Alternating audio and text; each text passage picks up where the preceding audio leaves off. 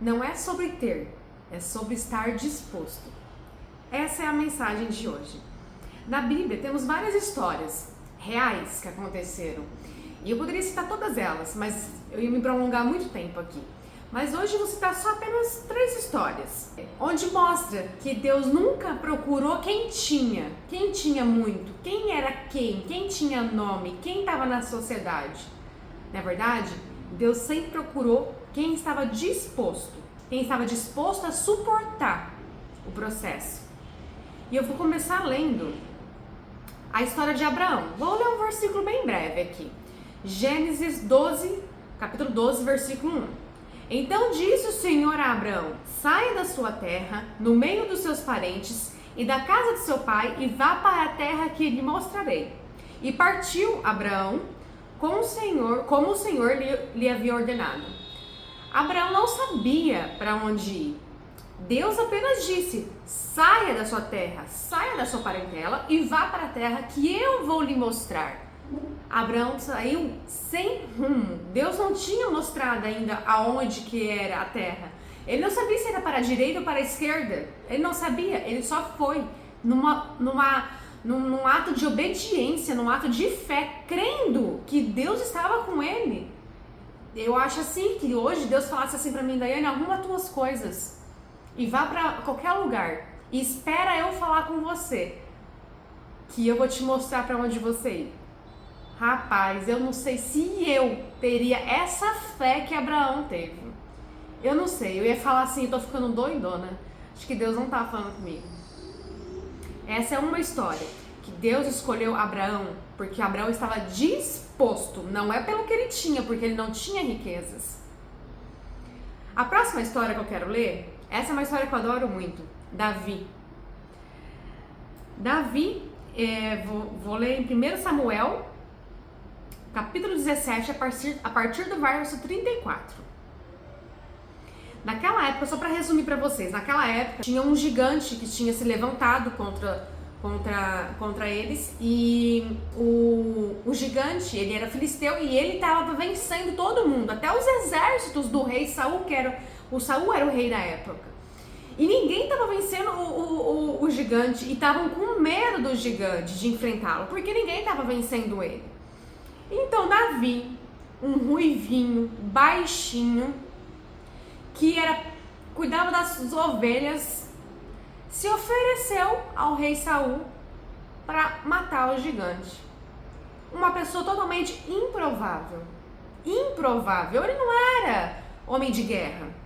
Então eu vou ler 1 Samuel, capítulo 17, 34, onde Davi se apresentou ao rei falando que queria assumir essa bronca.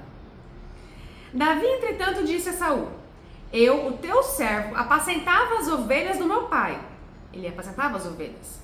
Quando vinha um leão ou um urso e levava uma ovelha do rebanho, eu saía atrás dele, o feria e livrava a ovelha da sua boca. Quando ele se levantava contra mim, eu o segurava pela juba e lhe dava golpes até matá-lo. O teu servo pode matar um leão e um urso. Esse filisteu incircunciso será como um deles, pois desafiou os exércitos do Deus vivo. Davi concluiu: o Senhor que me livrou das garras do leão e das garras do urso me livrará das mãos desse filisteu.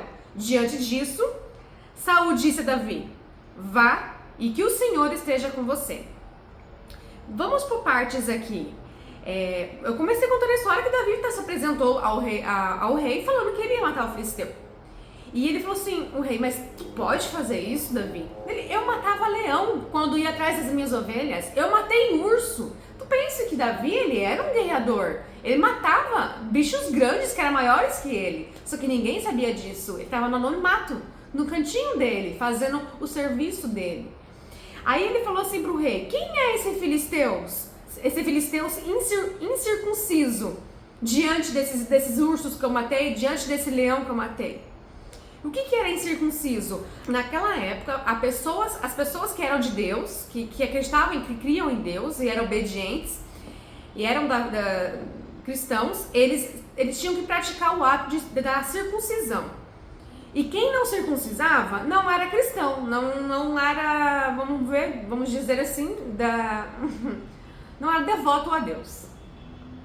Então, o que Davi quis dizer? Quem é essa pessoa que nem é de Deus, quem é ele diante dos outros e um circunciso? Em seguida, continuando a história, em seguida pegou seu cajado, ele pegou um cajado para matar um gigante, sendo que exércitos com armadura, espadas não conseguiam matar o gigante. Em seguida, pegou o seu cajado, escolheu no riacho 5 pedras. O que eu imagino dessa situação? Um cajado e 5 pedras.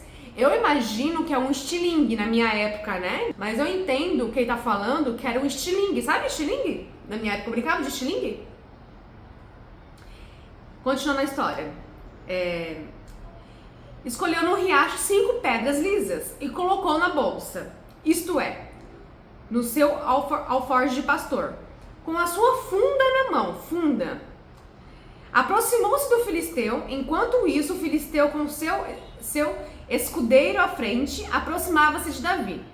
Ele olhou para Davi com desprezo, pois viu que era só um rapaz, ruivo e de boa aparência. Ele disse a Davi: por acaso sou um cão para que você venha para mim com um pedaço de pau? Quer dizer, Davi foi com um cajado e com uma fenda. A fenda, que no meu entendimento, é o estilingue, né? Aí ainda o gigante caçoou dele. Quem és tu? Sou um cachorro, por acaso tu vem com um pau pra me dizer sai daqui? Essa é a história. Davi, porém, disse ao filisteu: você vem contra mim com espada, lança e dardo, mas eu vou contra você em nome do Senhor dos Exércitos. É muito lindo isso, gente. Porque Davi não estava confiando no seu estilingue, né? Ele tava confiando no nome do Senhor Jesus. Ele foi com tanta fé, tão disponível, tão disposto, que ele não precisou de mais nada. E que apenas uma pedra no meio da testa do gigante, ele conseguiu derrotá-lo.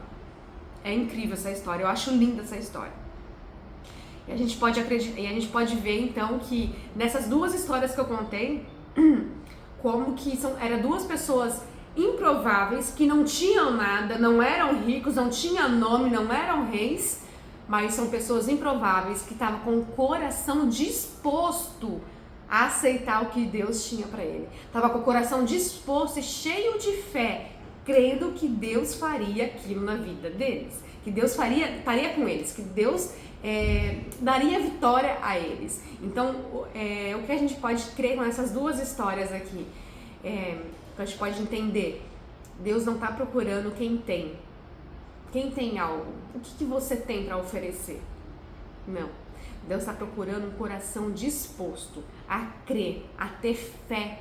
O problema é que a nossa fé é tão minúscula, tão mínima, tão miserável, que a gente não consegue crer que Deus vai fazer o que Ele já prometeu pra gente. Quem dirá Ele mandar você pegar suas malas e ir embora para um lugar e esperar Ele falar contigo? Quem dirá Ele falar pra você assumir uma posição num exército, de uma luta, você que nunca guerreou na vida, com um estilingue lá matar um gigante? Quem são os seus gigantes diários que você foge e você não confia no Senhor?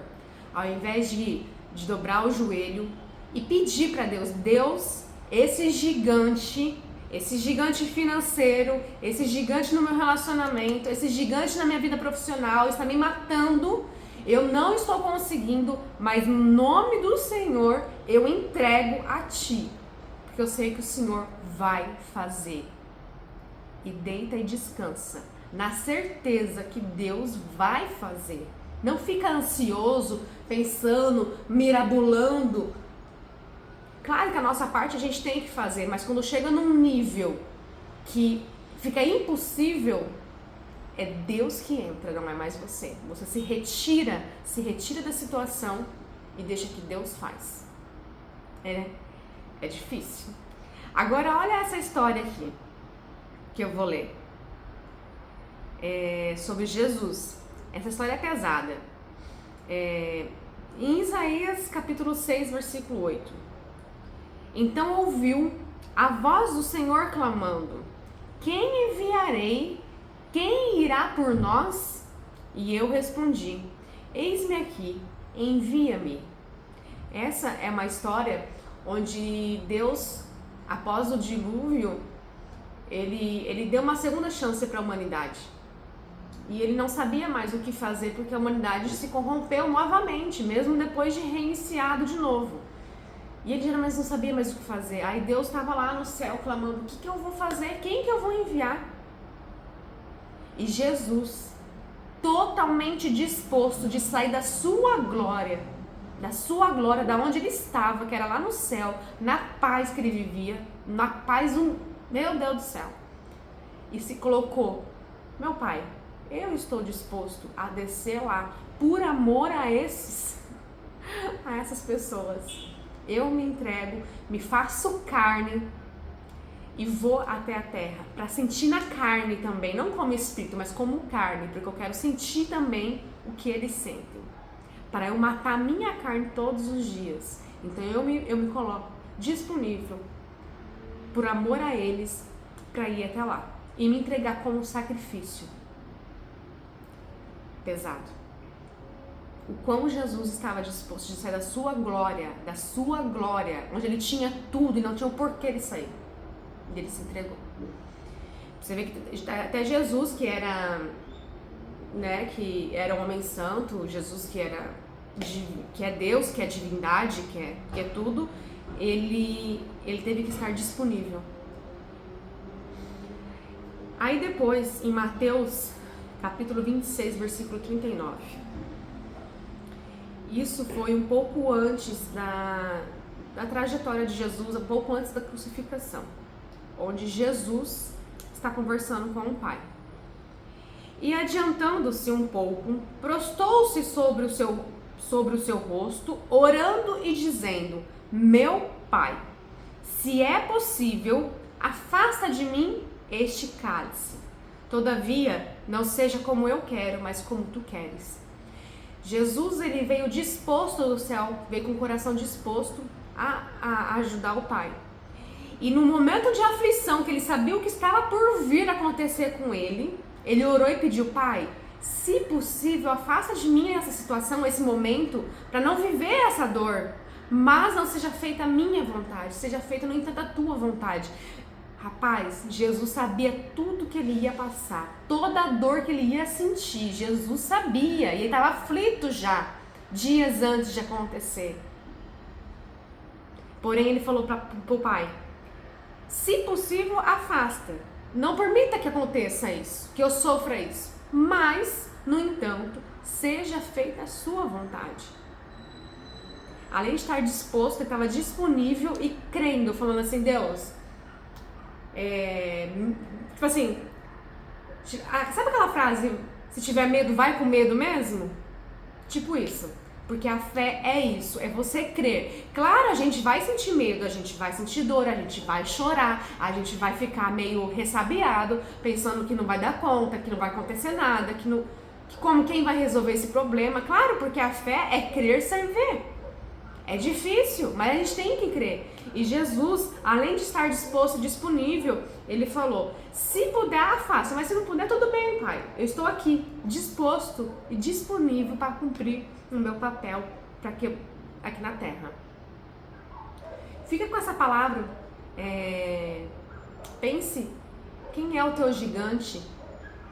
Pense nos improváveis, as pessoas reais que viveram nesse mundo, que Deus escolheu. Eram pessoas totalmente improváveis, não tinha dinheiro, não era de família rica, não tinha cargo, pessoas totalmente improváveis, mas elas estavam trabalhando quando Deus foi encontrar elas.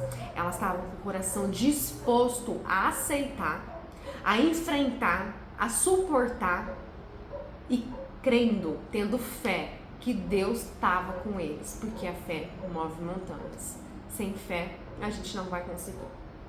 Fiquem com essa palavra hoje. Até a próxima.